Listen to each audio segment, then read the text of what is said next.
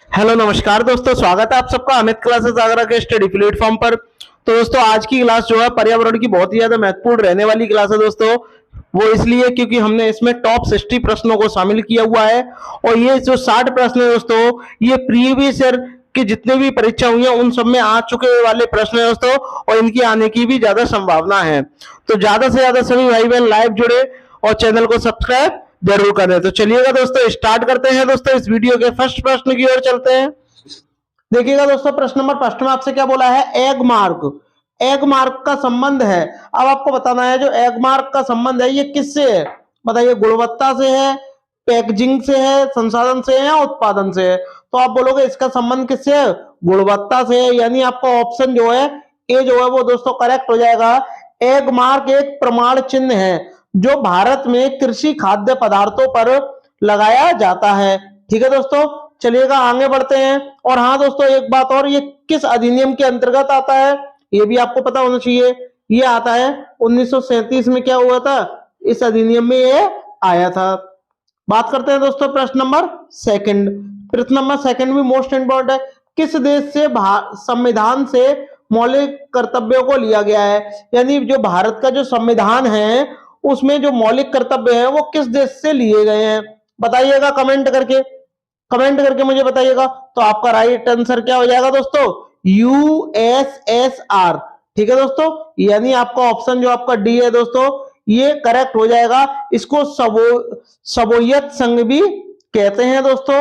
और एक बात और ध्यान रखना है, सरदार स्वर्ण सिंह समिति के सुझाव पर यह लिया गया था। और दोस्तों ये किस संविधान संशोधन के द्वारा लिया गया था, 42वें संविधान संशोधन से लिया गया था। और कब आया था ये, 1976 में आया था दोस्तों, ये आपको पता होना चाहिए दोस्तों।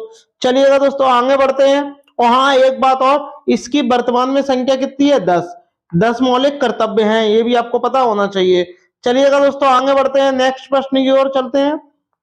बात करते हैं प्रश्न नंबर 3। देखिएगा दोस्तों, इसमें आपसे क्या बोला, एक वयस्क मानव में कुल अस्थियां की संख्या कितनी होती है। बताइए, वयस्क की बात हो रही है दोस्तों, तो सबसे पहले आपको पता होना चाहिए जब बच्चा छोटा होता है तो मानव अस्थियों की संख्या एक कितनी होती है, ये भी आपको पता होना चाहिए। दूसरी बात है, जो मानव अस्थि है शरीर का एक आंतरिक भाग है, और जो बच्चे होते हैं उनमें संख्या कितनी होती है, 270 होती है। लेकिन जब वयस्क होने लगते हैं तो वही हड्डियां जो होती हैं, जो अस्थियां होती हैं, आपस में जुड़ जाती हैं और इनकी संख्या 206 रह जाती है। तो वयस्क में कितनी होती है ये भी आपको बता दे रहे हैं हम। वयस्क में 206 होती हैं, जबकि बात करें बच्चे में तो बच्चे में आपकी कितनी होती हैं, 270 होती हैं। तो आपसे पूछा है वयस्क की, तो आपका ऑप्शन नंबर जो आपका सी है ये करेक्ट हो जाएगा दोस्तों। चलिएगा दोस्तों आगे बढ़ते हैं, आगे बढ़ते हैं, नेक्स्ट प्रश्न की ओर चलते हैं। स्क्रीनशॉट भी आप लोग लेते रहिए। बात करते हैं प्रश्न नंबर 4 की। देखिएगा दोस्तों, इसमें आपसे क्या बोला है, इसमें आपसे बोला है कि आर्सेनिक द्वारा जल प्रदूषण सर्वाधिक है। तो इसका कारण क्या है, कहां है ये, ठीक है, और ये आर्सेनिक कैसा पदार्थ है, और धातु है, उपधातु है या अधातु है, ये भी आपको बताना है। क्या उत्तर प्रदेश में है सर्वाधिक, मध्य प्रदेश में, बिहार में है या पश्चिम बंगाल में है, बताइएगा। और एक बात और, कि आर्सेनिक की अगर अधिकता ज्यादा हो जाएगी तो मानव में कैसा रोग हो जाएगा, ये भी आपको बताना है। ठीक है, बताइएगा कौन सा रोग हो जाएगा। तो सबसे पहले बात करते हैं आर्सेनिक। तो दोस्तों जो आर्सेनिक है ये क्या है, ये स्वाद रहित, यानी इसमें स्वाद नहीं है, और ये क्या है, उपधातु है। क्या है, उपधातु है दोस्तों आर्सेनिक। ठीक है दोस्तों, और बात करते हैं कि जल प्रदूषण सर्वाधिक कहां है आर्सेनिक का, वो आपका कहां है दोस्तों, पश्चिम बंगाल में है।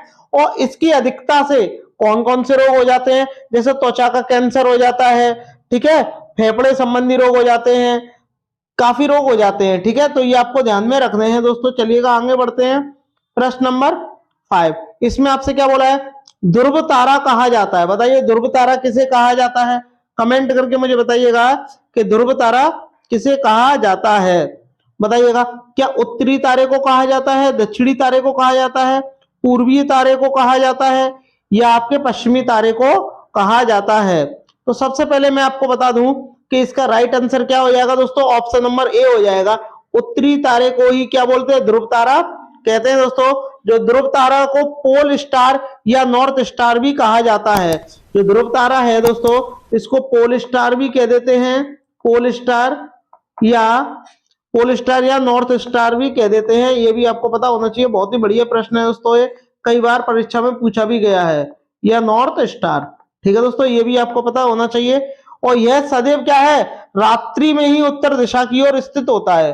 ठीक है दोस्तों, चलिएगा आगे बढ़ते हैं।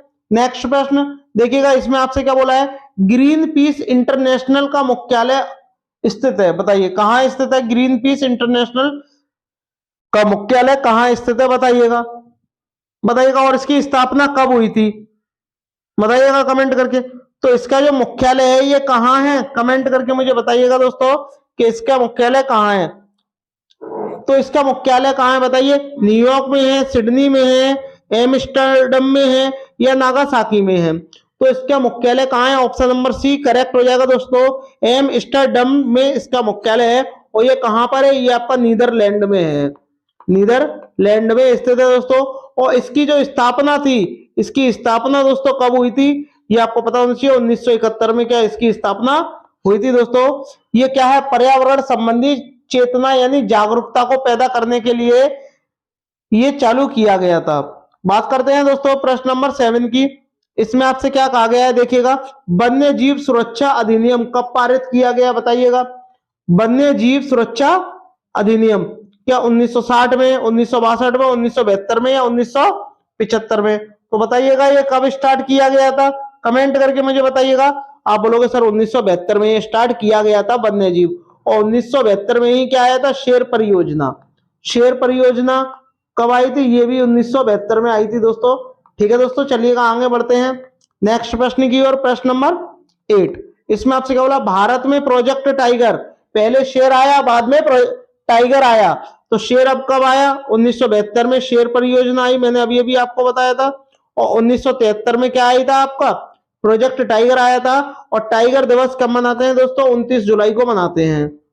ठीक है दोस्तों, ये भी आपको पता होना चाहिए कब मनाते हैं, 29 जुलाई को मनाते हैं दोस्तों। तो इसका राइट आंसर क्या हो जाएगा, बी हो जाएगा। और एक बात और कि 1973 में किया गया था इसका प्रारंभ, लेकिन किस डेट को किया गया था, 9 अप्रैल को किया गया था, 9 अप्रैल 1973 में किया गया था, क्योंकि बाघों की संख्या में कमी आ रही थी लगातार, उनकी संख्या बढ़ाने के लिए यह प्रोजेक्ट तैयार किया गया था। चलिएगा आगे बढ़ते हैं। प्रश्न नंबर 9 देखिएगा, आपसे इसमें क्या बोला है, प्रकाश संश्लेषण के प्रकाशीय चरण के दौरान डेड डैश का ऑक्सीकरण एवं इसका अपचयन होता है। यानी किसका ऑक्सीकरण होता है, किसका अपचयन होता है, ये आपको बताना है। तो बताइएगा किसका अपचयन होता है, कमेंट करके मुझे बताइएगा। और ये एक रासायनिक प्रक्रिया है दोस्तों, बताइएगा। तो मैं आपको बता दूं, जल का क्या होता है, ऑक्सीकरण होता है, और NADP का क्या होता है, अपचयन होता है। तो इसका राइट आंसर क्या हो जाएगा दोस्तों, ए हो जाएगा दोस्तों। आई होप आपको वीडियो पसंद आ रही होगी, अगर पसंद आ रही हो तो चैनल को लाइक शेयर सब्सक्राइब जरूर करें सभी भाई बहन। चलिएगा दोस्तों आगे बढ़ते हैं, बात करते हैं प्रश्न नंबर 10 की। देखिएगा, इसमें आपसे क्या बोला गया है, दूध से दही बनाने की प्रक्रिया को कहते हैं, बताइए क्या कहते हैं, प्रकाश संश्लेषण कहते हैं, आसवन कहते हैं, किण्वन कहते हैं, या स्टेरिलाइजेशन कहते हैं। बताइएगा कमेंट करके कि जब दूध से दही बनता है तो उस प्रक्रिया को आप क्या कहेंगे। देखिए बताइए, तो इस प्रक्रिया को क्या कहते हैं, हम किण्वन कहते हैं। यानी जो आपका ऑप्शन जो सी है ये करेक्ट हो जाएगा दोस्तों। ठीक है दोस्तों, चलिएगा आगे बढ़ते हैं। प्रश्न नंबर 11 देखिएगा, प्रश्न नंबर 11 में आपसे क्या बोला गया है, इसमें आपसे बोला है फूलों की घाटी स्थित है। बताइए फूलों की घाटी कहाँ स्थित है, जम्मू कश्मीर में स्थित है, हिमाचल प्रदेश में, सिक्किम में, या उत्तराखंड में? तो आपका राइट आंसर क्या हो जाएगा, उत्तराखंड में स्थित है फूलों की घाटी। बात करते हैं जम्मू कश्मीर में दोस्तों, तो आपकी डल झील है, डल है, नागिन है, ठीक है, शेषनाग है, शेषनाग है, ये जितनी भी झीलें हैं ये आपकी कहाँ स्थित है दोस्तों, ये आपकी जम्मू कश्मीर में स्थित है। हिमाचल प्रदेश में दोस्तों रोहतांग सुरंग, रोहतांग जो सुरंग है जिसको अटल टनल कहते हैं, ये स्थित है दोस्तों। चलिएगा दोस्तों आगे बढ़ते हैं प्रश्न नंबर नेक्स्ट की तरफ, बहुत ही बढ़िया बढ़िया प्रश्न है। तो इसका राइट आंसर क्या हो जाएगा, आपका डी हो जाएगा। अब आपको कमेंट करके मुझे बताना है कि फूलों की घाटी तो उत्तराखंड में स्थित है, लेकिन शांत घाटी कहाँ स्थित है? शांत घाटी कहाँ स्थित है? शांत घाटी जो आपका शांत घाटी राष्ट्रीय उद्यान है, ये आपका कहाँ स्थित है? शांत घाटी उद्यान कहाँ स्थित है? कमेंट करके मुझे बताइएगा। बात करते हैं प्रश्न नंबर 12 की दोस्तों। इसमें क्या बोला? एलपीजी के संदर्भ में सत्य नहीं है, यानी अब आपको नेगेटिव वाला बताना है कि इनमें से कौन सा सत्य नहीं है एलपीजी के संबंध में। तो बता दें हम पहले, एलपीजी एक तरलीय पेट्रोलियम गैस है जो प्रोपेन और ब्यूटेन का मिश्रण है, यानी जो एलपीजी जो है वो प्रोपेन से और ब्यूटेन से मिलकर बनी है दोस्तों। यह कार्बन डाइऑक्साइड के उत्सर्जन को कम करती है, यह स्वच्छ ईंधन का एक रूप है, ये भी आपको पता होना चाहिए। तो आपको पता चाहिए ये मीथेन का क्या करती है? उत्सर्जन करती है, नीली ज्वाला के साथ जलती है, ये भी ठीक है। यह उच्च ऊष्मीय होती है, ये स्वच्छ ईंधन वाली होती है, तो लेकिन ये मीथेन का उत्सर्जन नहीं करती, ये क्या हो जाएगा? गलत हो जाएगा दोस्तों। चलिएगा दोस्तों आगे बढ़ते हैं, तो आपका इसका राइट आंसर क्या हो जाएगा? आपका डी हो जाएगा, क्योंकि आपसे नेगेटिव पूछा था। बात करते हैं दोस्तों प्रश्न नंबर 13 की। बहुत ही बढ़िया प्रश्न है दोस्तों। निम्नलिखित में से निम्नलिखित परावैंगनी किरणों, परावैंगनी किरणों को क्या बोलते हैं? यूवी बोलते हैं, यानी अल्ट्रावायलेट रेज बोलते हैं। कौन सा अधिकतम हानिकारक है? यानी इनमें से 3 रेज निकलती हैं, ए बी सी। सबसे ज्यादा हानिकारक कौन सी है? आपकी सी हो जाएगी, यानी यूवीसी। और अगर ये डायरेक्ट आएंगी तो आपको क्या हो जाएगा? त्वचा संबंधी रोग हो जाएगा। क्या हो जाएगा? त्वचा संबंधी रोग हो जाएगा दोस्तों, ये भी आपको पता होना चाहिए। परावैंगनी किरणें, और परावैंगनी किरणों को आने से कौन रोकता है? ओजोन परत रोकती है। कौन रोकती है दोस्तों? ओजोन परत। और ओजोन दिवस जो आपका कब मनाया जाता है? ये आपका 16 सितंबर को मनाया जाता है। ओजोन के संकेत की बात करें दोस्तों, O3 होता है। चलिएगा दोस्तों, और हाँ दोस्तों एक बात और, कि जो ओजोन परत होती है, ओजोन परत जो है आपकी, ये कहाँ पाई जाती है? ये आपकी समताप मंडल में पाई जाती है। समताप में पाई जाती है। ठीक है, ये उल्टा लिख गया है, 1 मिनट। ये आपकी समताप मंडल में पाई जाती है, समताप मंडल में पाई जाती है ओजोन लेयर। चलिएगा दोस्तों बात करते हैं प्रश्न नंबर 15 की। बहुत ही बढ़िया बढ़िया प्रश्न है। कोटोपैक्सी, कोटोपैक्सी एक जागृत ज्वालामुखी है जो स्थित है, बताइए। कोटोपैक्सी एक जागृत ज्वालामुखी है, ये कहाँ स्थित है? ये आपको कमेंट करके मुझे बताना है, बताइएगा, कमेंट करके मुझे बताइएगा। ये कहाँ स्थित है? सिसिली में स्थित है, हवाई में स्थित है, एंडीज में, या रॉकीज में? तो आपको मैं बता दूं ये कहाँ स्थित है? एंडीज पर्वत पर स्थित है दोस्तों। यह दक्षिणी अमेरिका के एक्वाडोर में स्थित है दोस्तों। यह विश्व का सबसे ऊंचा ज्वालामुखी में से एक है, ये भी आपको पता होना चाहिए, सबसे ऊंचा ज्वालामुखी। चलिएगा दोस्तों आगे बढ़ते हैं, बात करते हैं प्रश्न नंबर 15 की। बहुत ही बढ़िया प्रश्न है।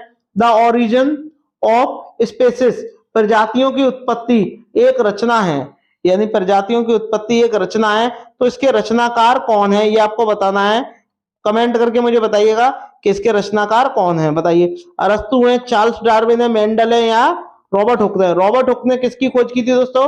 कोशिका की थी। किसकी? कोशिका की खोज की थी दोस्तों। मेंडल की बात करते हैं, इन्होंने प्रयोग किया था किस पर? मटर के पौधे पर।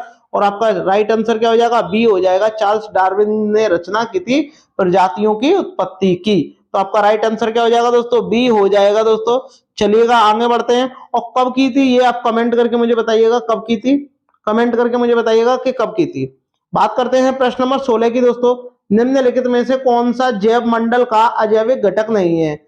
यानी 3 इसमें से जैविक है और एक क्या है? अजैविक है। तो अब आपको बताना है कि इनमें से कौन सा अजैविक घटक नहीं है, बताइए। प्रोटीन, मृदा, फास्फोरस, कवक। तो आप बोलोगे ये क्या है? ये तो जैविक है कवक, लेकिन बात हो रही है किसकी? अजैविक घटक नहीं है, तो ये अजैविक थोड़ी ना है, ये कैसा है? जैविक है। क्या है? जैविक है। तो आपका राइट आंसर क्या हो जाएगा? ये हो जाएगा, जबकि ये क्या है आपके? ये जैविक घटक हैं और ये अजैविक है। चलिएगा दोस्तों आगे बढ़ते हैं नेक्स्ट प्रश्न की ओर। देखिएगा इसमें आपसे क्या बोला है, प्रश्न नंबर 17। तिब्बत की सांगपो नदी भारत में किस नाम से जानी जाती है? यानी तिब्बत में जिस नदी को सांगपो कहते हैं और उसी नदी को भारत में क्या कहते हैं? गंगा कहते हैं, यमुना कहते हैं, ब्रह्मपुत्र कहते हैं, या सिंधु कहते हैं? कमेंट करके मुझे बताइएगा क्या कहते हैं। और हाँ दोस्तों, अगर आपको वीडियो पसंद आ रही है तो सभी भाई बहन लाइक शेयर सब्सक्राइब जरूर करें दोस्तों। क्या बोलते हैं? सांगपो नदी को भारत में क्या बोलते हैं? ब्रह्मपुत्र बोलते हैं, यानी ऑप्शन नंबर जो आपका सी है वो करेक्ट हो जाएगा दोस्तों। चलिएगा आगे बढ़ते हैं, प्रश्न नंबर 18। इसमें आपसे क्या बोला है? मकर रेखा है। अब आपको बताना है कि मकर रेखा जो है कहाँ स्थित है, किस गोलार्ध में स्थित है, बताइएगा। कमेंट करके मुझे बताइएगा कि किस गोलार्ध में स्थित है। तो सबसे पहले मैं बता दूं आपको, जो मकर रेखा है ये क्या है, पश्चिम से पूर्व की ओर खींची गई है और ये एक काल्पनिक रेखा है। यानी मकर रेखा जो है कहां से खींची गई है, पश्चिम से कहां तक खींची गई है, पूर्व की ओर खींची गई है। और ये जो रेखा है ये क्या है, एक काल्पनिक रेखा है, काल्पनिक रेखा है दोस्तों, ये आपको पता होना चाहिए। और लेकिन ये मकर रेखा है, अब आपको बताना है मकर रेखा कहाँ है, बताइए। ये भूमध्य रेखा पर स्थित है और इसका राइट आंसर क्या हो जाएगा, 23.5 डिग्री साउथ में स्थित है दोस्तों। तो आपका ऑप्शन जो आपका सी है दोस्तों, ये करेक्ट हो जाएगा दोस्तों। चलिएगा आगे बढ़ते हैं, बात करते हैं प्रश्न नंबर 19 की। गिर शेर परियोजना स्थित है, क्या गुजरात में है, महाराष्ट्र में, उत्तर प्रदेश में या मध्य प्रदेश में। तो आपका राइट आंसर क्या हो जाएगा, गुजरात में स्थित है और ये एशियाई शेरों के लिए प्रसिद्ध है दोस्तों, ये भी आपको पता होना चाहिए। और ये जो परियोजना थी ये कब आई थी, 1972 में इसकी शुरुआत हुई थी। चलिएगा दोस्तों आगे बढ़ते हैं, बात करते हैं प्रश्न नंबर 20 की। बहुत ही बढ़िया प्रश्न है। घास भूमि क्षेत्र के पारितंत्र की खाद्य श्रृंखला में सबसे उच्च स्तर के उपभोक्ता होते हैं, बताइए। बताइए कौन होते हैं, क्या शाकाहारी होते हैं, मांसाहारी होते हैं, जीवाणु होते हैं, या आपके मांसाहारी या शाकाहारी दोनों होते हैं, बताइए। इसमें आपसे क्या बोला है, घास भूमि क्षेत्र के पारितंत्र की खाद्य श्रृंखला में सबसे उच्च स्तर पर उपभोक्ता है, सबसे उच्च स्तर पर उपभोक्ता कौन है, बताइए। कमेंट करके मुझे बताइएगा। तो सबसे उच्च स्तर पर कौन है दोस्तों, मांसाहारी है। जबकि बात कर रहे हैं दोस्तों प्रथम पर, तो प्रथम पर कौन है, शाकाहारी होता है। तो इसका राइट आंसर क्या हो जाएगा, आपका बी हो जाएगा, यानी मांसाहारी। बात करते हैं दोस्तों प्रश्न नंबर 21 की। अंतरराष्ट्रीय न्यायालय का मुख्यालय स्थित है, बताइए कहाँ अवस्थित है। कमेंट करके मुझे बताइए, जिनेवा में है, हेग में है, न्यूयॉर्क में है या पेरिस में है। तो आपका राइट आंसर क्या हो जाएगा, आपका कहाँ स्थित है, द हेग में स्थित है दोस्तों, ये आपको पता होना चाहिए। बहुत ही बढ़िया प्रश्न है दोस्तों। और इसमें कुल कितने न्यायाधीश हैं, इसमें टोटल 15 न्यायाधीश हैं, ये भी आपको पता होना चाहिए दोस्तों। चलिएगा दोस्तों आगे बढ़ते हैं, प्रश्न नंबर नेक्स्ट की तरफ चलते हैं। और ये कहाँ स्थित है, नीदरलैंड में स्थित है, ये भी आपको पता होना चाहिए। बात करते हैं प्रश्न नंबर 22 की। WWF यानी WWF, ठीक है, का आशय है, बताइए इसका क्या आशय है। कमेंट करके मुझे बताइए। वर्ल्ड वाइड फंड है, वर्ल्ड वाइड फंड है क्या, बताइए। वर्ल्ड वॉर फंड है, वर्ल्ड वाइल्ड लाइफ फंड है, वर्ल्ड वॉच फंड है, बताइएगा आपका राइट आंसर क्या होगा दोस्तों। कमेंट करके मुझे बताइएगा कि राइट आंसर क्या हो जाएगा। तो आप बोलोगे ऑप्शन नंबर जो आपका सी है वो करेक्ट हो जाएगा दोस्तों। इसकी जो स्थापना थी दोस्तों, ये कब हुई थी, इसकी स्थापना WWF जो है इसकी स्थापना कब हुई थी, इसकी हुई थी 29 अप्रैल 1961 में क्या इसकी स्थापना हुई थी दोस्तों। और ये कहाँ इसका मुख्यालय स्थित है, इसका मुख्यालय स्विट्जरलैंड के गिलैंड शहर में स्थित है, ये भी आपको पता होना चाहिए दोस्तों। चलिएगा बात करते हैं प्रश्न नंबर 23 की। बहुत ही बढ़िया प्रश्न है दोस्तों। वायुमंडल का प्रमुख स्तर जो पृथ्वी तल के नजदीक है, बताइए। वायुमंडल का ऐसा कौन सा स्तर है जो पृथ्वी तल के नजदीक है। समताप मंडल है, क्षोभ मंडल है, मध्य मंडल है या आयन मंडल है, बताइएगा कौन सा है। तो मैं आपको बता दूं इसका राइट आंसर क्या हो जाएगा, क्षोभ मंडल हो जाएगा। क्योंकि वायुमंडल की सबसे निचली परत क्या है, क्षोभ मंडल है दोस्तों। यानी मैं आपको, दूसरे नंबर पे कौन सी आती है, बताइए।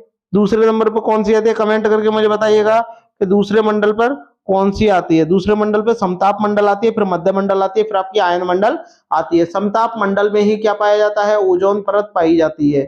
ओजोन जो आपकी परत है ये कहाँ पाई जाती है, समताप मंडल में पाई जाती है, ठीक है। चलिएगा दोस्तों आगे बढ़ते हैं प्रश्न नंबर नेक्स्ट की तरफ। बहुत ही बढ़िया बढ़िया प्रश्न है दोस्तों। बात करते हैं दोस्तों, एक प्रश्न संविधान का है कि संविधान सभा ने राष्ट्रगान को कब अपनाया, बताइए। 20 जनवरी 1950 को, बताइए। 24 जनवरी 1950 को, 21 मई 1949 को या 13 नवंबर 1949 को। कमेंट करके मुझे बताइएगा कि संविधान सभा ने राष्ट्रगान को कब अपनाया था, कमेंट करके मुझे बताइए। और एक बात और दोस्तों कि जो संविधान सभा तो है, इसकी जो इसमें जो ये राष्ट्रगान की बात हो रही है दोस्तों, ये राष्ट्रगान किसने लिखा था, आप बोलोगे रविन्द्रनाथ टैगोर ने लिखा था, सबको पता है। लेकिन ये पहली बार कब गाया गया था ये आपको बताना है, बताइए। और ये पहली बार कब गाया गया था और कहाँ गाया गया था, पहली बार ये 1911 में गाया गया था, कलकत्ता के अधिवेशन में ये गाया गया था दोस्तों। और इसकी राष्ट्रगान की जो अवधि होती है वो 52 सेकंड होती है दोस्तों, ये भी आपको पता होना चाहिए।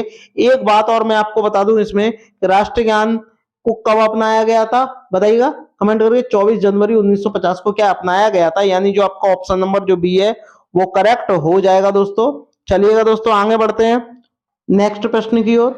प्रश्न नंबर 25, गंगा नदी निकलती है। अब आपको बताना है कि गंगा नदी जो है ये कहां से निकलती है और गंगा नदी की जो लंबाई है ये कितनी है, ये भी आपको बताना है। बताइए बताइए गंगा नदी कहां से निकलती है, बताइए गंगा नदी जो है कहां से निकलती है, कमेंट करके मुझे बताइएगा कि गंगा नदी जो है ये कहां से निकलती है। तो बताइए अरावली श्रेणी से, लद्दाख ग्लेशियर से, गंगोत्री से या मिलाप, ये तो पता होगा आपको कहां से निकलती है, गंगोत्री से निकलती है और बंगाल में की खाड़ी में जाकर के गिरती है दोस्तों। और गंगा नदी की जो लंबाई है वो टोटल कितनी है, 25, मैं आपको ढंग से लिख के बता दे रहा हूं। गंगा नदी की जो लंबाई है दोस्तों, लंबाई कितनी है आपकी गंगा नदी की, 2525 किलोमीटर क्या है इसकी लंबाई है दोस्तों। ये भारत के किस किस राज्य से होकर के गुजरती है बताइए। उत्तराखंड है, जैसे आपका उत्तर प्रदेश है, बिहार है, झारखंड है और पश्चिम बंगाल है, और अंत में कहा बंगाल की खाड़ी में जाकर के गिर जाती है। चलिएगा दोस्तों आगे बढ़ते हैं, बात करते हैं प्रश्न नंबर 26 की। इसमें आपसे क्या बोला गया है देखिएगा, बहुत ही बढ़िया प्रश्न है। संयुक्त राष्ट्रीय सुरक्षा परिषद के कितने स्थायी सदस्य हैं, बताइए कितने स्थायी सदस्य हैं दोस्तों, कमेंट करके मुझे बताइए। और इसकी स्थापना जो है वो कब हुई थी, तो मैं आपको बता दूं इसमें स्थायी सदस्य कितने हैं, 5 हैं दोस्तों। और इसकी जो स्थापना हुई थी वो ये कब हुई थी, 24 अक्टूबर 1945 को हुई थी। 24 अक्टूबर 1945 को क्या है दोस्तों इसकी स्थापना हुई थी दोस्तों। और इसमें कौन कौन से देश शामिल है ये भी मैं आपको बता दूं, अमेरिका है, रूस है, फ्रांस है, ब्रिटेन है और चीन है। इसमें टोटल 5 देश शामिल हैं दोस्तों। कौन कौन से, अमेरिका हो गया आपका, अमेरिका हो गया दोस्तों आपका, अमेरिका हो गया। और एक आपका क्या, रूस हो गया, फ्रांस हो गया दोस्तों, ठीक है, चीन हो गया और एक आपका ब्रिटेन हो गया, ये 5 देश इसमें शामिल है दोस्तों। चलिएगा आगे बढ़ते हैं प्रश्न नंबर 27 को। बात करते हैं दोस्तों पुष्कर मेला कहाँ आयोजित होता है बताइए। तो पुष्कर मेला कहाँ दोस्तों आयोजित होता है, ये आपका राजस्थान में होता है दोस्तों। और राजस्थान की दोस्तों राजधानी क्या है, जयपुर है। जो जयपुर को ही क्या बोलते हैं, पिंक सिटी कहते हैं दोस्तों। और ये जयपुर में कहाँ आयोजित होता है, जयपुर में अजमेर शहर में स्थित होता है दोस्तों, यानी आयोजित होता है दोस्तों, ठीक है दोस्तों। और जोधपुर को ही क्या बोलते हैं, ब्लू सिटी कहते हैं दोस्तों। क्या बोलते हैं, ब्लू सिटी के नाम से किसे जानते हैं, जोधपुर को जाना जाता है दोस्तों। बात करते हैं प्रश्न नंबर आपके 28 की, बहुत ही बढ़िया प्रश्न है दोस्तों। भारत में निम्नलिखित में से कौन सी एजेंसी मुख्य रूप से प्रदूषण के मापने से संबंधित है बताइए। ऐसी कौन सी एजेंसी है जो प्रदूषण को मापने से संबंधित है, ग्रीन ट्रिब्यूनल, केंद्रीय प्रदूषण नियंत्रण बोर्ड, केंद्रीय जल आयोग या सर्व ऑफ इंडिया। कमेंट करके मुझे बताइएगा कि आपका राइट आंसर क्या हो जाएगा। तो देखिए भारत की बात हो रही है तो जरूर क्या सेंट्रल लेवल पर है, और सेंट्रल लेवल पे क्या है, केंद्रीय प्रदूषण नियंत्रण बोर्ड, यानी आपका राइट आंसर बी हो जाएगा दोस्तों। बहुत ही बढ़िया प्रश्न है, आगे बढ़ते हैं दोस्तों। बात करते हैं दोस्तों प्रश्न नंबर 29 की। सरिस्का राष्ट्रीय उद्यान कहाँ स्थित है बताइए, पश्चिम बंगाल में, गुजरात में, राजस्थान में, असम में। असम की दोस्तों बात करते हैं तो काजीरंगा, ये आपको ध्यान में रखना है दोस्तों। और ये एक सींग के गैंडे के लिए प्रसिद्ध है। राजस्थान में आपका रणथंभौर है, आपका केवला देव है और आपका ये सरिस्का है, यानी आपका ऑप्शन जो सी है वो करेक्ट हो जाएगा। गुजरात की बात करते हैं दोस्तों तो जो गिर अभ्यारण्य है ये आपका कहाँ है, गुजरात में स्थित है दोस्तों। और ये एशियाई शेरों के लिए बहुत ही ज्यादा प्रसिद्ध है दोस्तों। बात करते हैं दोस्तों प्रश्न नंबर 30 की, बहुत ही बढ़िया प्रश्न है। पारिस्थितिकी तंत्र में ऊर्जा का मुख्य स्रोत है बताइए। पारिस्थितिकी तंत्र में ऊर्जा का मुख्य स्रोत जो है ये क्या है, ये आपको बताना है। बताइए क्या है मुख्य स्रोत जो होता है, बताइए। एटीपी है, सूर्य प्रकाश है, डीएनए, आरएनए है। देखिए ये तो होगा नहीं, डीएनए आरएनए ये तो मनुष्य में पाए जाते हैं भाई, ठीक है। तो क्या हो जाएगा आपका ऑप्शन सी हो जाएगा, यानी सूर्य का प्रकाश जो है ऊर्जा का सर्वाधिक ऊर्जा का स्रोत है दोस्तों। तो आपका ऑप्शन जो आपका बी है दोस्तों वो करेक्ट हो जाएगा दोस्तों। सर्वप्रथम किसने परिभाषित किया था, यानी पारिस्थितिकी जो शब्द है सबसे पहले ये किसने इसको परिभाषित किया था, इसकी परिभाषा किसने दी थी, तो आपको बताना है एजी ट्रांसले ने दी थी, अर्नेस्ट हैकल ने दी थी, डब्ल्यू.जी. रोजेन ने दी थी, या इनमें से कोई नहीं। तो बात करते हैं दोस्तों पारिस्थितिकी की, तो आपका राइट आंसर क्या हो जाएगा, ऑप्शन नंबर बी, अर्नेस्ट हैकल ने क्या किया था, इसको परिभाषित किया था सर्वप्रथम। तो चलिएगा दोस्तों आगे बढ़ते हैं, ये प्रश्न कई बार एग्जाम में आया हुआ है। बात करते हैं दोस्तों प्रश्न नंबर सेकंड की। इसमें आपसे क्या बोला गया है, किस खाद्य श्रृंखला में शाकाहारी होते हैं, बताइए इनमें से कौन सी जो श्रृंखला है उनमें क्या है, शाकाहारी होते हैं। बताइए कौन से होते हैं, क्या प्राथमिक उत्पादक होते हैं, प्राथमिक उपभोक्ता होते हैं, द्वितीयक उपभोक्ता होते हैं, या अपघटन होते हैं। तो प्राथमिक उत्पादक तो होते नहीं है, उपभोक्ता होता है। तो आपका ऑप्शन जो बी है दोस्तों वो करेक्ट हो जाएगा दोस्तों। चलिएगा आगे बढ़ते हैं, बात करते हैं प्रश्न नंबर थर्ड की। इसमें आपसे बोला पारिस्थितिकी तंत्र का कौन सा कार्यात्मक इकाई नहीं है, यानी पारिस्थितिकी तंत्र का इनमें से कौन सा है जो पारिस्थितिकी तंत्र की कार्यात्मक इकाई नहीं है, वो आपको बताना है। बताइए उत्पादकता है, स्त्रीकरण है, औषधीकरण है, ऊर्जा का प्रवाह है। देखिए स्त्रीकरण भी है, उत्पादकता भी है, उपभोक्ता भी है, लेकिन औषधीकरण है ये वाला नहीं है। तो आपका राइट आंसर क्या हो जाएगा, ऑप्शन जो सी है ये करेक्ट हो जाएगा, ये नेगेटिव वर्ड है दोस्तों। चलिएगा आगे बढ़ते हैं। आई होप आपको वीडियो पसंद आ रही होगी, तो सभी भाई बहन लाइक शेयर सब्सक्राइब जरूर करें। देखिएगा दोस्तों बात करते हैं प्रश्न नंबर 4 की। इसमें आपसे कहा गया है किसी भौगोलिक क्षेत्र के सभी पारिस्थितिकी की तंत्र को बेहद रूप में क्या कहते हैं, यानी ऐसा पारितंत्र जो बेहद रूप हो और उसको क्या बोलेंगे, बताइए समुदाय बोलेंगे, प्रादेशिक क्षेत्र बोलेंगे, बायोम बोलेंगे, या जैव मंडल बोलेंगे। बेहद का मतलब क्या होता है, बड़ा, क्या होता है दोस्तों, बड़ा रूप होता है। और तंत्र का, तंत्र यानी पारितंत्र का बड़ा रूप कोई क्या बोलते हैं, जैव मंडल कहते हैं दोस्तों। तो आपका ऑप्शन जो ए है दोस्तों ये करेक्ट हो जाएगा। चलिएगा ज्यादा से ज्यादा सभी भाई बहन लाइक शेयर सब्सक्राइब जरूर करें। इसमें आपसे बोला है इकोसिस्टम की सही परिभाषा है, बताइए इकोसिस्टम होता क्या है, बताइए इकोसिस्टम की परिभाषा क्या है ये आपको बतानी है। जिस पारितंत्र में जैविक और अजैविक घटक, बस इतना ही है, नहीं ये तो चलो नहीं है, सभी सजीव सभी निर्जीव, जरूरी नहीं है सजीव निर्जीव भी आएंगे इसमें। एक ऐसा परितंत्र जिसमें जैविक हो अजैविक घटक हो और परस्पर सहयोग से जीवन का निर्वाह करते हैं, यानी जीवन जीते हैं। तो आपका ऑप्शन जो आपका दोस्तों डी है ये करेक्ट हो जाएगा दोस्तों। चलिएगा आगे बढ़ते हैं, बात करते हैं प्रश्न नंबर 6 की। देखिएगा इसमें आपसे बोला है घास, अब घास कहां पाई जाती है, समुद्र में तो पाई नहीं जाएगी। भूमि, भूमि यानी जमीन पर पारितंत्र पारिस्थितिकी तंत्र में शामिल किया जाता है, समुद्र को नहीं किया जाता। स्वच्छ जल, भाई जल में घास थोड़ी ना होगी, कृत्रिम आर्टिफिशियल होगा नहीं। आपका क्या हो जाएगा ऑप्शन सी यानी स्थलीय, क्योंकि घास जो होती है दोस्तों वो स्थल पर ही पाई जाती है। तो आपका ऑप्शन जो सी है वो करेक्ट हो जाएगा। बात करते हैं प्रश्न नंबर 7 की, जो कि बहुत ही ज्यादा इंपॉर्टेंट प्रश्न है। हमारे पर्यावरण में अजैविक तत्व है। देखिए पौधे जो होते हैं जैविक होते हैं अजैविक होते हैं, आप बोलोगे सर जैविक होते हैं, क्यों, क्योंकि वो कार्बन डाइऑक्साइड है और ऑक्सीजन का क्या आदान प्रदान करते हैं लोग, और जानवर भी करते हैं। तो ये क्या हो जाएंगे, ये जैविक हो जाएंगे, ए और बी हो नहीं सकते। तो आपका ऑप्शन डी हो जाएगा। जो वायु है वो क्या है, एक अजैविक घटक है। इसी प्रकार वायु आ जाए, हवा आ जाए, बात एक ही है, पत्थर आ जाए, ठीक है, ये सब क्या है आपके, पहाड़ आ जाए, पहाड़ आ जाए, ये क्या है आपके, ये अजैविक तत्व है दोस्तों।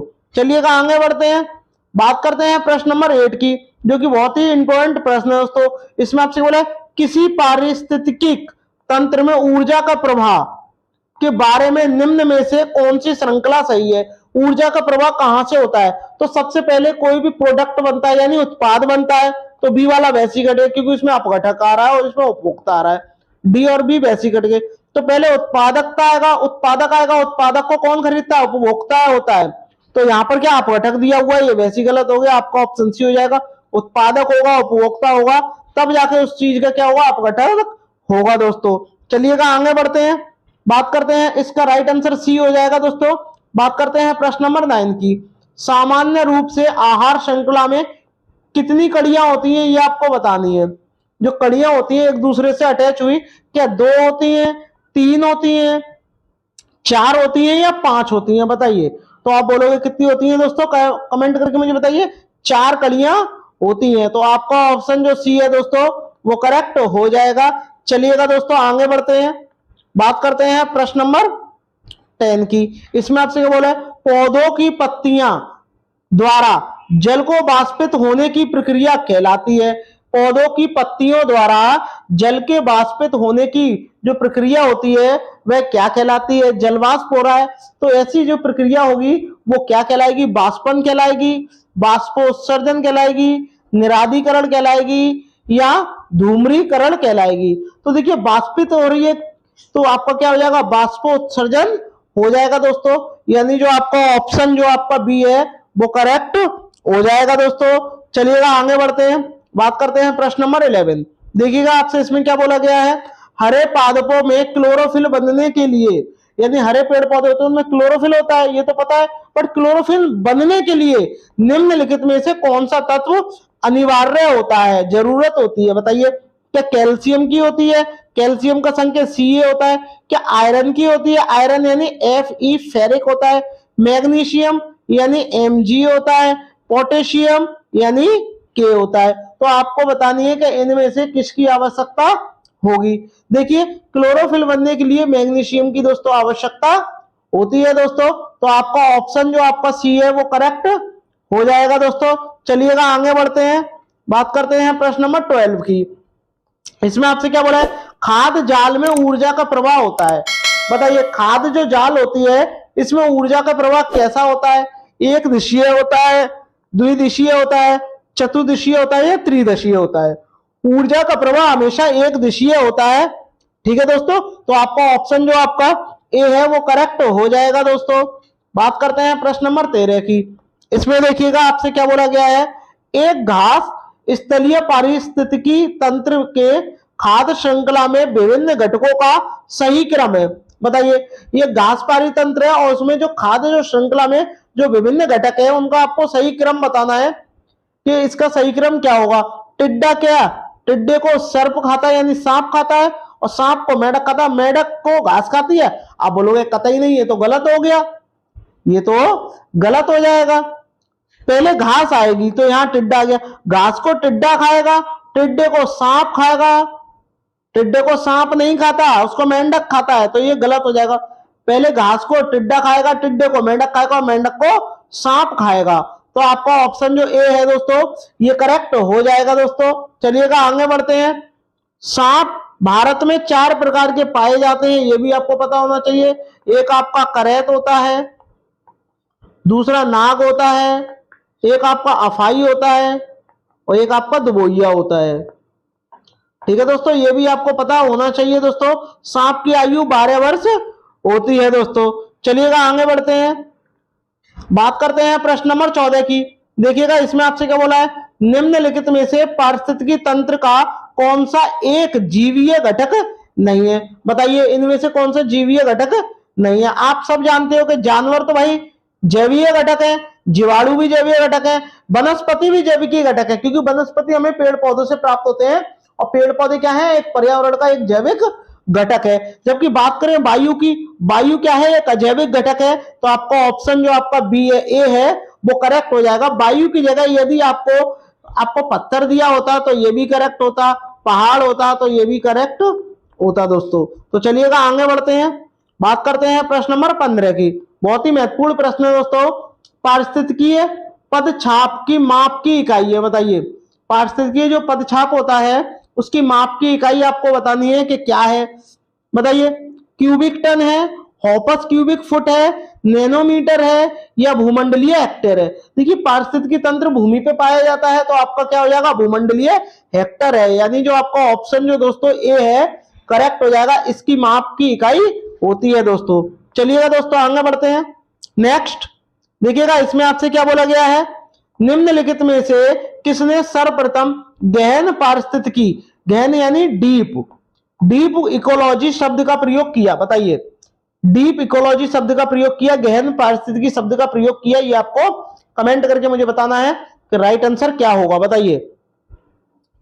ईपी ओडम ने, सी रॉनगियर ने, एफ ई क्लाइमेंट्स ने, या अर्नेस्ट नेस ने? बताइए, कमेंट करके मुझे बताइएगा क्या होगा। तो आपका राइट आंसर क्या हो जाएगा? अर्नेस्ट नेस ने की थी गहन पारिस्थितिकी शब्द इन्होंने दिया था। ठीक है दोस्तों, यानी डीप इकोलॉजी शब्द किसने दिया था? अर्नेस्ट नेस ने दिया था। बात करते हैं प्रश्न नंबर 17 की। इस वीडियो में दोस्तों आपको पारिस्थितिकी तंत्र से जितने भी प्रश्न अब तक आए हुए हैं सभी इसी में से ही हैं, और ये प्रश्न आए हुए हैं। देखिएगा, प्रश्न नंबर 17 की बात करते हैं। पारिस्थितिकीय निश्चय, निश्चय यानी आला की संकल्पना को प्रतिपादित किया था? बताइए, किसने किया था? ग्रीनवेल ने किया था, डार्विन ने किया था, ईपी ओडम ने किया था, या सीसी पार्क ने किया था? कमेंट करके मुझे बताइएगा किसने किया था। तो आला यानी पारिस्थितिकी तंत्र की आला की संकल्पना किसने दी थी? ग्रीनवेल ने दी थी। यानी आपका ऑप्शन जो आपका ए है ये करेक्ट हो जाएगा दोस्तों। ज्यादा से ज्यादा सभी भाई बहन लाइक शेयर सब्सक्राइब जरूर करें दोस्तों। बात करते हैं प्रश्न नंबर 18 की। देखिएगा, इसमें आपसे क्या बोला है? 10% का नियम किससे संबंधित है? और 10% का नियम ये किसने दिया था? आपके लिंडेमैन ने दिया था। और ये किससे संबंधित है ये भी आपको बताना है। तो कमेंट करके मुझे बताइएगा, चार आपके ऑप्शन दिए गए हैं, किससे संबंधित है? पानी का एक जोन से दूसरे जोन में पहुंचना, पक्षियों का एक क्षेत्र से दूसरे क्षेत्र में पहुंचना, ऊष्मा का एक पदार्थ दूसरे पदार्थ में पहुंचना, ऊर्जा का खाद रूप एक पोषी स्तर से दूसरी पोषी स्तर तक पहुंचना। तो ये 10% का नियम ऊर्जा के प्रवाह के लिए दिया था। तो ये आपका ऑप्शन जो आपका ए है दोस्तों ये करेक्ट हो जाएगा। ये बी भी नहीं होगा, सी भी नहीं होगा और डी भी नहीं होगा। तो चलिएगा दोस्तों, बात करते हैं प्रश्न नंबर 19 की। इसमें आपसे बोला है जीव भार का पिरामिड किस पारितंत्र में उलट जाता है? ये आपको बताना है। वैसे तो सदैव सीधा ही होता है, लेकिन एक स्थिति ऐसी भी आती है जिसमें वह उलट जाता है। तो ये आपको बताना है कि ये किस में उलट जाता है। हमेशा ये पानी में उलट जाता है, और पानी कहाँ है आपका? तालाब में पाया जाता है। जबकि बात करें वन की, घास की, शुष्क स्थल की, ये सारे क्या है? भूमंडलीय पर है, यानी भूमि पर है। और भूमि पर है तो क्या है आपका? ये इनका पिरामिड जो है वो सदैव सीधा बनता है, लेकिन तालाब का जो पिरामिड होता है दोस्तों सदैव उल्टा बनता है, यानी पलट जाता है। चलिएगा, बात करते हैं प्रश्न नंबर 20 की। इसमें आपसे क्या बोला है? निम्नलिखित में से कौन एक जैविक अनुक्रमण की प्रवस्था का सही क्रम है? यह आपको बताना है। बताइए, जैविक अनुक्रमण की प्रावस्था का सही क्रम आपको बताना है। तो बताइएगा राइट आंसर क्या होगा। देखिए, पहले क्या होता है? नग्नीकरण होता है। तो ये होगा नहीं, ये भी नहीं होगा, प्रवास में। नग्नीकरण होगा, फिर प्रवास होगा, फिर आस्थापन होगा, फिर प्रतिक्रिया होगी, फिर स्त्रीकरण होगा। तो आपका ऑप्शन जो आपका ए है दोस्तों ये करेक्ट हो जाएगा। ये जो प्रश्न है दोस्तों 2019 में भी आ चुका है, बहुत ही लेटेस्ट प्रश्न है, कई बार परीक्षा में रिपीट हुआ है। तो चलिएगा दोस्तों, बात करते हैं नेक्स्ट प्रश्न की। इसमें आपसे क्या बोला है? निम्नलिखित में से कौन सा एक पारिस्थितिकी तंत्र पृथ्वी के सर्वाधिक क्षेत्र पर फैला हुआ है? बताइए, इनमें से कौन सा एक पारितंत्र है जो पृथ्वी के सर्वाधिक क्षेत्र में फैला हुआ है? बताइए, मरुस्थलीय है, घास के मैदान है, पर्वतीय है, या समुद्रिक है? बताइए। तो आपका राइट आंसर क्या हो जाएगा? सामुद्रिक हो जाएगा, क्योंकि पृथ्वी पर क्या है? 71% जल है, और 71% जल कहां है? समुद्र में ही पाया जाता है। तो आपका 21 का राइट आंसर क्या हो जाएगा? आपका डी हो जाएगा दोस्तों। चलिएगा, बात करते हैं प्रश्न नंबर 22 की। इसमें आपसे क्या बोला गया है? देखिएगा, एक पारिस्थितिकी तंत्र में ऊर्जा की मात्रा एक पोषण स्तर से अन्य पोषण स्तर में स्थानांतरण के पश्चात होती है। बताइए, घटती है या बढ़ती है? यानी पहले एक स्तर में तो वो दूसरे में जाएगी, घट जाएगी या बढ़ जाएगी, ये आपको बताना है। तो बताइए, देखिए, जो सबसे निचला स्तर जो होता है इसमें क्या होता है? 100% होता है।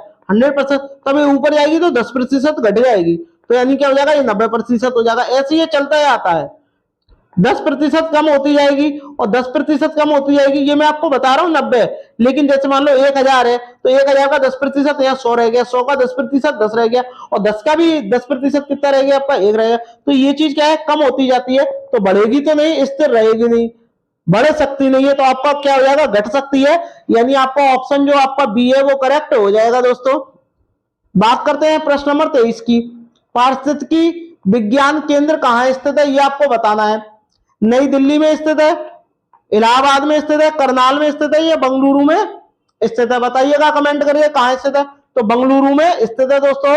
और बेंगलुरु में ही क्या है आपका, बताइएगा, बेंगलुरु में ही क्या है, इसरो का क्या है, एक इसरो का क्या है, एक बताइए, मुख्यालय, हेडक्वार्टर है इसरो का। ठीक है, चलिएगा आगे बढ़ते हैं, बात करते हैं प्रश्न नंबर 24 की। इसमें बात करते हैं पारिस्थितिकी तंत्र के दो घटक कौन से हैं, ये आपको बताना है। क्या खरपतवार और सूक्ष्म जीव हैं, पौधे और जीव हैं, पौधे और प्रकाश हैं, जैविक और अजैविक है? कमेंट करके मुझे बताइएगा। पारिस्थितिकी तंत्र के दो घटक, तो दो घटक होते हैं, एक जैविक होता है और एक अजैविक होता है। जैविक के अंदर ही क्या पौधे आ जाते हैं, जीव आ जाते हैं, खरपतवार आ जाते हैं, सूक्ष्म जीव आ जाते हैं। तो आपका ऑप्शन जो आपका डी है दोस्तों, ये करेक्ट हो जाएगा। पारिस्थितिकी तंत्र के दो घटक होते हैं, एक जैविक और एक अजैविक, ये आपको ध्यान में रखना है। बात करते हैं दोस्तों प्रश्न नंबर 25 की। इसमें आपसे क्या बोला, पारिस्थितिकी निम्नलिखित के बीच परस्पर संबंधों का अध्ययन है। बताइए, यानी जो पारिस्थितिकी जो तंत्र है, ये इनमें से आपको दो ऑप्शन दिए, एक ऑप्शन दिया गया है, वो आपको चुनना है कि किन दो के बीच पारस्परिक संबंध को दर्शाता है। पति पत्नी के बीच गलत हो जाएगा, मृदा और जल के बीच नहीं, मनुष्य वन के बीच, क्या जीव और उसके वातावरण के बीच जो संबंध होता है, उसका परस्पर जो संबंध होता है, वही आपका क्या होता है, पारिस्थितिकी होता है दोस्तों। चलिएगा आगे बढ़ते हैं, बात करते हैं प्रश्न नंबर 26 की। पारिस्थितिकी के अध्ययन किया जाता है, बताइए, पारिस्थितिकी का अध्ययन किया जाता है, किसके लिए किया जाता है? सजीव के लिए किया जाता है, वनस्पति के लिए किया जाता है, निर्जीव के लिए किया जाता है, या सभी के लिए किया जाता है? कमेंट करके मुझे बताइएगा। तो देखिए, ये इन सभी के लिए किया जाता है, क्योंकि पारिस्थितिकी तंत्र किससे मिलकर बना है, एक जैविक और अजैविक से ही तो मिलकर बना है। तो इसमें देखो जैविक भी है और अजैविक भी है, तो आपका ऑप्शन जो आपका डी है दोस्तों, ये करेक्ट हो जाएगा, यानी ऑप्शन डी जो है इसका करेक्ट आंसर होगा। बात करते हैं प्रश्न नंबर 27 की। देखिएगा, इसमें आपसे क्या बोला गया है, बहुत ही बढ़िया प्रश्न है। देखिएगा, जब एक जीव का लाभ होता है बगैर दूसरे से जीव को प्रभावित किए बिना, तो कहलाता है। यानी एक जीव को प्रॉफिट हो रहा है, लाभ हो रहा है, किसी दूसरे जीव पर कोई उसका प्रभाव नहीं पड़ रहा है, ना उस पर कोई प्रभाव पड़ रहा है, तो उसको क्या कहलाता है, ये आपको बताना है। बताइए, परजीवी कहलाता है, सहभोजी कहलाता है, मृतोपजीवी कहलाता है, या सहजीवी कहलाता है? ये आपको कमेंट करके मुझे बताना है कि आपका राइट आंसर क्या होगा। जब किसी में प्रभाव नहीं होता तो क्या होता है, वो सहजीवी होता है, यानी ऑप्शन जो आपका बी है दोस्तों, वो करेक्ट हो जाएगा। बात करते हैं प्रश्न नंबर 28 की। इसमें आपसे बोला गया इकोलॉजी किसे कहते हैं, बताइएगा। इकोलॉजी अभी मैंने काफी प्रश्न कराए हैं, उन्हीं से रिलेशन है इसका। बताइए, इकोलॉजी किसे कहते हैं, कमेंट करके मुझे बताइएगा। जैविक और अजैविक घटकों का अध्ययन को कहते हैं, पेड़ पौधे और जंतुओं के अध्ययन को कहते हैं, जीव जंतुओं, नदियों, पर्वतों और पहाड़ों के अध्ययन को कहते हैं, या इनमें से किसी कोई नहीं? बताइएगा किसको कहते हैं। तो इकोलॉजी मैंने आपको बताया था, दो घटकों से मिलकर बना है, एक जैविक और अजैविक। तो आपका राइट आंसर क्या हो जाएगा, ए हो जाएगा। तो जैविक और अजैविक घटकों को ही क्या कहते हैं, इकोलॉजी कहते हैं। बात करते हैं दोस्तों प्रश्न नंबर 29 की। इसमें आपसे बोला पारिस्थितिकी तंत्र शब्द को सर्वप्रथम किसने दिया, बताइएगा। जो पारिस्थितिकी तंत्र है, सर्वप्रथम ये किसने दिया था? एजी टांसले ने दिया था, अर्नेस्ट हैकल ने दिया था, डब्ल्यूजी रोजेन ने दिया था, या इनमें से कोई नहीं? पारिस्थितिकी तंत्र को सर्वप्रथम किसने दिया था? कमेंट करके मुझे बताइएगा कि पारिस्थितिकी तंत्र को सर्वप्रथम किसने दिया था? एजी टांसले ने दिया था दोस्तों। चलिएगा आगे बढ़ते हैं, बात करते हैं प्रश्न नंबर 30 की। देखिएगा, इसमें आपसे क्या बोला है, निम्न में से कौन सा पारिस्थितिकी तंत्र कृत्रिम है? कृत्रिम का मतलब मानव निर्मित है, आर्टिफिशियल है, ये आपको बताना है। क्या समुद्र है? आप बोलोगे भाई ये तो प्राकृतिक है, ये तो प्राकृतिक है। झील भी प्राकृतिक होती है, जंगल भी प्राकृतिक होते हैं, लेकिन जो खेत होते हैं वो क्या होते हैं, मानव निर्मित होते हैं, यानी मानवों के द्वारा बनाया जाता है, आर्टिफिशियल होते हैं। तो आपका ऑप्शन जो सी है वो करेक्ट हो जाएगा दोस्तों। चलिएगा आगे बढ़ते हैं। आई होप आपको वीडियो अच्छी लग रही होगी, अगर अच्छी लगी हो तो लाइक शेयर सब्सक्राइब जरूर करें दोस्तों। मिलते हैं नेक्स्ट वीडियो में, तब तक के लिए धन्यवाद दोस्तों।